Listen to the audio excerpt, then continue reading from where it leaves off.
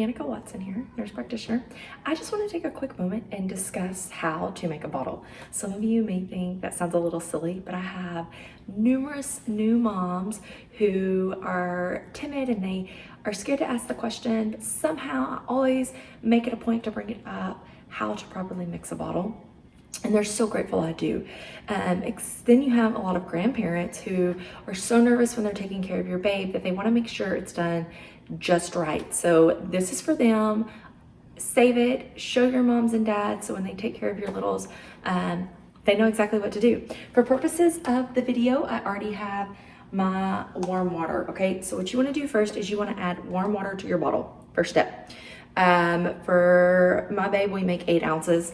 You can use tap water. You just really need to know what's in your tap water. The best practice is distilled or boiled water. When you boil your water, you've got to make sure that it cools down to just lukewarm, okay? Please try to refrain from heating your water in the microwave as you will get hot spots throughout, okay? So I've got my 8 ounces of water here, and then I have my formula that we use. So once you add your water, then it's time to mix your formula, okay? And you want to do even scoops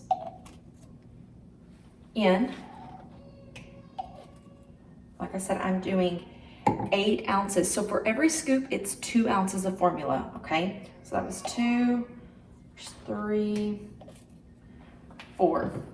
And of course, you can use whatever bottle you want. We will discuss types of bottles in the future videos here.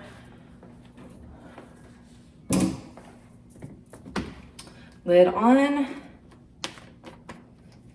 and then just shake it up. You're gonna notice that once you shake this up, the amount is going to be more than the water you put in, right? Because powder is more density than water, which is fine. But that's why we add the water first versus the powder, so we make sure our ratios are perfect. So for every 2 ounces of water, we get 1 scoop, which makes 2 ounces of formula.